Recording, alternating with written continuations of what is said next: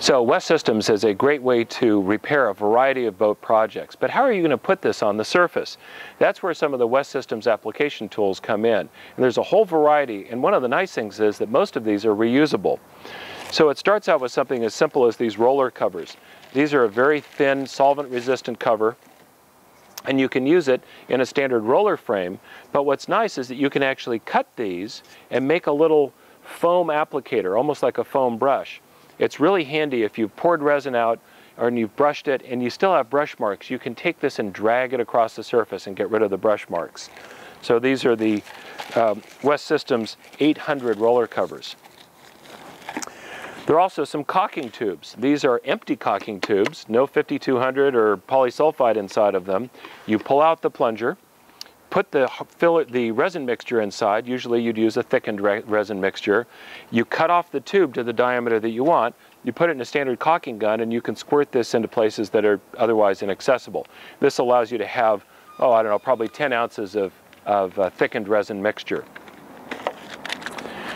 These are some common glue brushes, make it very handy for getting the resin mixture into tight surfaces. Just a convenience pack. These are sort of like black tongue depressors. These are made out of plastic. You can actually, once the resin's cured, you can bend them and break the resin off of it.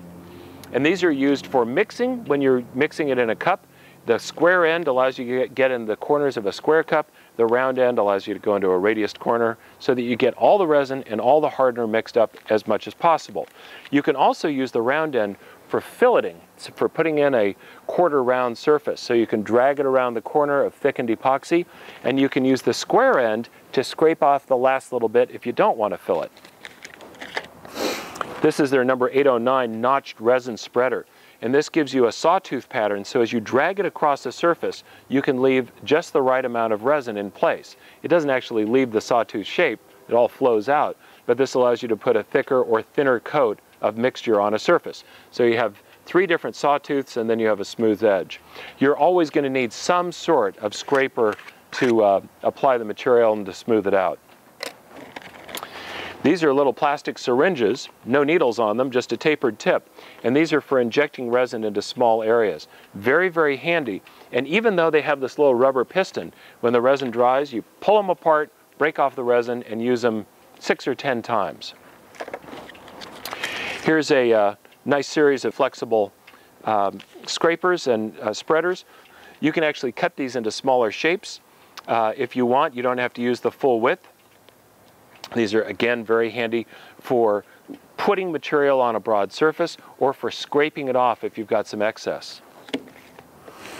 West Systems makes a variety of high-quality fiberglass tapes, and they also make some carbon fiber materials that are good for reinforcing.